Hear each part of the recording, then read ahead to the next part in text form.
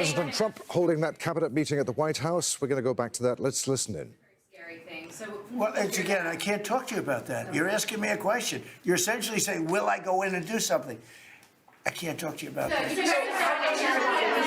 President, you're looking at a coalition of ships to help, warships to help protect tankers. How close are you to getting that coalition? Well, we have a coalition for them, but they should have been up here a long time ago. And, you know, they're affected. The amazing thing is we don't need the Hormuz Strait. We don't need it. We don't need it at all. We have so much oil. Our country is not affected by this. We have twice the amount of oil as Saudi Arabia or Russia, and soon it'll be 3 times the amount. Chris, do you want to speak to that for a second? Yeah, that's correct. Our total oil production is greater than Saudi Arabia's plus Russia, and more than we consume in the United States. So we're the largest. Pretty yeah, good. pretty. You know what they call it? Drill, baby, drill. Mr. President, Can I do another topic? Anything else you want to say? Well, and same thing for natural gas. We went, before your first term, we were the largest exporter of natural gas in the world. Today, we're just by far the largest. I mean, we're the largest importer. Now we're by far the largest exporter, and it's growing rapidly this year. New facilities are coming online. New production's ramping up. We're doing an amazing job. We get a lot of help from that man right over there. He's getting approvals done quickly and very environmental. He's an environmentalist, actually. He does a great job, but he gives you a fast approval or rejection. Do you have anything to say? Well, back on Venezuela, where Chris and I have both had a chance to be there, I literally think they're going to put a statue to President Trump. And I'm not being, it's not a political statement, it's an actual thing. It's like they view President Trump like Simon Bowler. He's the liberator of a country. And this is a country where they love American baseball. You look on the street, they're wearing NBA jerseys.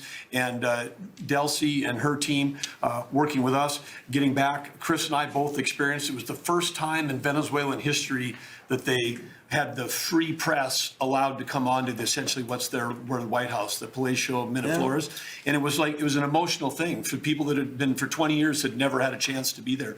So whether it's and then production, it's showing up in production. The American companies that are coming back, most of those American companies have many American Venezuelan team members. One company in Houston's got 600 Venezuelan Americans that know more about reviving that industry. So their GDP is 1/4 of what it was before. They want to get back. They remember what it was. Their production on oil production is climbing towards 50% increase just in the 3 months we've been here. That flows to American refineries on the Gulf Coast, lowering the price of gas in America. So it's a Forget that. When are they going to do the statue?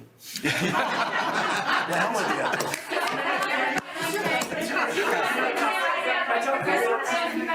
Thank you. You've been really honest about how disappointed you are in Sir Keir Starmer, particularly in relation to Iran. So I'm curious about your phone calls with him, how easy they might be. And also, were you surprised by... Are we talking about Starmer? Yes. And are you surprised by how weak... I think he's a lovely man. I do. I think he's a lovely man. But I think he did something that was shocking. He didn't want to help us. And maybe in particular that country, you know, the longest bond, the longest ally. Australia, too. Australia was not great. I was a little surprised by Australia. I wouldn't say anybody was great, other than the 5 countries in the Middle East. We never really had very much support. You know, we spend trillions of dollars supporting countries, and this is Little League. This isn't the big league deal. This is sort of Little League pool for us. Look, we decimated them in a period of a week. In the first week, it was over. In the first few days, it was over. I think the Navy took us 3 days to essentially annihilate that. They weren't there. So if there's ever a big one, which I hope there's not, but if there's ever a big one, I don't think they're going to be there. And that's not fair. And we have to remember that as a country, because we spend trillions of dollars protecting Europe, protecting the countries of NATO. They weren't there for us for small time. This is small time. You know what? Venezuela is a big deal, but it's not the big one. They weren't there. So what makes you think they'd be there if we needed them for something? And your prime minister was not there, as you know. He was there after we won. He said, we'd like to send some ships. I said, we already won. We don't need them anymore. But can you explain why he was reluctant to help? Why he what? Why he was reluctant to help with Iran? He didn't have to. I didn't ask him. I just said, just tell me, no. I mean, we're always going to be there, or at least we were. I don't know about anymore, to be honest with you. I would have to be honest. We were always there when they needed help. We always would have been there when they needed help. I mean, think of it. We're there to protect Europe from Russia. In theory, it doesn't affect us. We have an ocean, big, fat, beautiful ocean. But we're there to protect NATO, to protect them from Russia. But they're not there to protect us. It's ridiculous. It doesn't make sense. I tell you, a lot of people were big NATO people. I was never big. I was okay. I got them to pay 5%. By the way, they haven't paid it yet. You know that. You know, I got them to pay 5% from 2% to 5%. They didn't pay it yet. I got them to pay up to 2% because they weren't paying the 2%. Then I got them to pay 5%, which they should be at. And we had a lot of, oh, that was great, great. Oh, only Trump could do it. But the problem is they haven't paid. Because if you look at the numbers, they haven't paid yet. So we were there for them, but they were not there for us. Did we need them? No. I never thought we needed them. I was more doing a test. I said, I really would love to have you come up. Bring your boats. You can sail through the beautiful Hormuz Straits, and you can protect people that are being shot at. They didn't do it. And that's small potatoes. Do you understand what I'm saying? Yeah, I do. Go ahead. I was just going to say, does it affect the state visit with the King that you're now having in April? Are you looking forward to that? With the king? With the King coming here? No, he's a friend of mine. He's a great gentleman. As you know, he honored me and our country. He really honored our country. But we had an amazing time. I've known him as Prince Charles. I know him as King Charles. I'm proud of him. He's fighting a tough battle. He's tough. I think he's a fantastic. It has nothing to do with that. It's different. But he's going to be here very soon, as you know. We're going to have a state dinner. It's going to be great. But I was very disappointed when the Prime Minister said, I won't be able to. It started with the island that the indigenous have claimed away from your country. And for some reason, you went for it. And all of a sudden, indigenous people that never saw the place, they never saw it.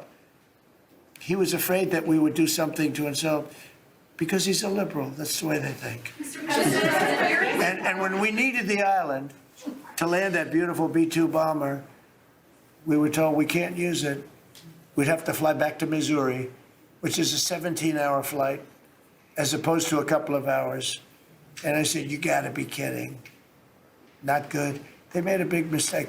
Mr. President, is the Friday deadline for Iran, is that pushed back now, and if not? I don't know yet. I don't know. Mr. Witkoff and JD and Jared will tell me whether or not they think it's going along. And if it's not going along, maybe not. And we have a lot of time. You know what? It's a day. In Trump time, a day, you know what it is? That's an eternity.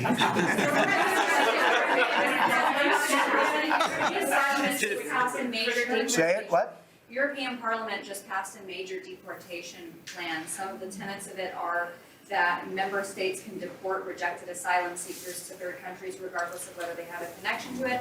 It allows for detention periods of up to 2 years and also offshore return hubs or detention centers similar to our. Who did this? Who does which country? European Parliament, and the vote was not close. It was 389 in favor to 208 against. I'd vote. So I'd vote with them. Yeah. Europe is where you are now. Do you think that will move the needle with Democrats? I don't care about the Democrats. The Democrats hate our country. The Democrats are in chaos right now, and they have no common sense.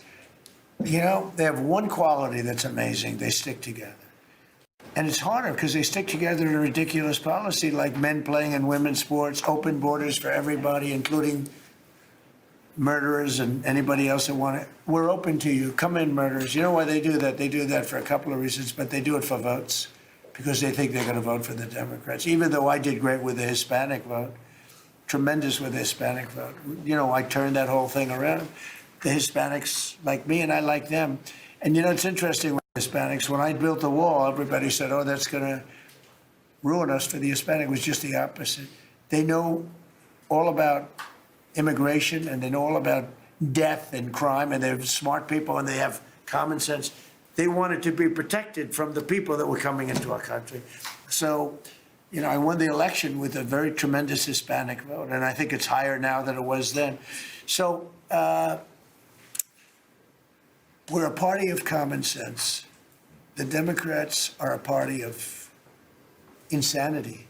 They're a party that will destroy our country.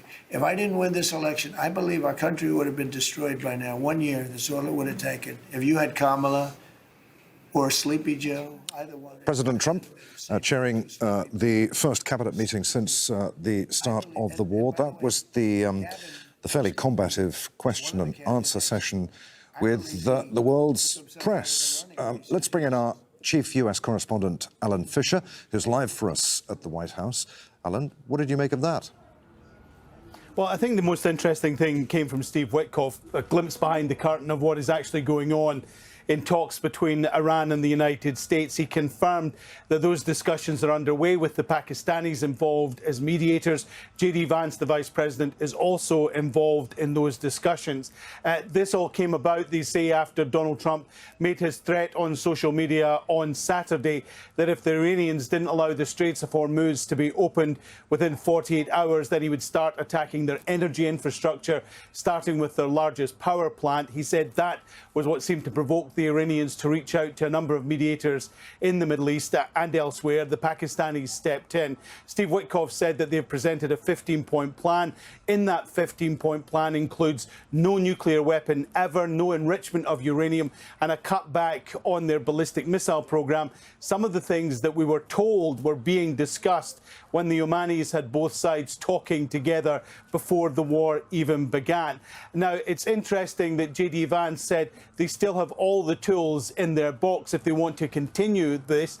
Donald Trump said, look, we're willing to talk. We think the Iranians have come to talk because of the damage that we have done. We have destroyed their Air Force, we've destroyed their Navy, but if they're not serious about talking, then we'll continue to bomb them, and they can do so with impunity. So a bit of a glimpse behind the curtain there.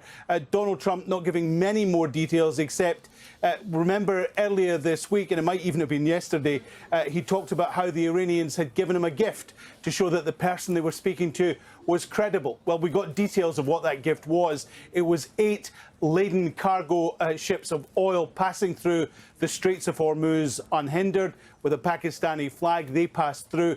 That convinced Donald Trump that the person they were speaking to in Iran had some sway, had some power, and that perhaps fuels the optimism that he had earlier this week that there was a possibility of some sort of peace deal. Our chief US correspondent, Alan Fisher, reporting live from the White House. Alan, many thanks. Nearly a month into the war between the US, Israel and Iran, the economic fallout is widening, with disruption now being felt across the globe. The Gulf Cooperation Council has condemned Iran's actions, warning that the war could have serious consequences for global food supplies. Speaking in Riyadh, its Secretary General said that the conflict is continuing to disrupt key shipping routes. He accused Iran of now charging vessels to pass through the Strait of Hormuz. This systematic escalation has affected the international economy immediately. Prices have risen, the costs of transportation have risen, and the Strait of Hormuz is almost closed, which affects navigation. Supply chains are also affected, and they must be protected. This is a joint international responsibility. What represents a threat today will only get worse, and this will contribute to wider damage that will hit the digital economy.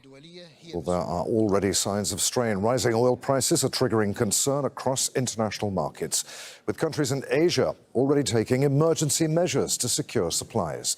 The EU's foreign policy chief says that no country is untouched by this conflict. Kaja Kallas is calling for de-escalation, warning that the longer the fighting continues, the wider the consequences will be.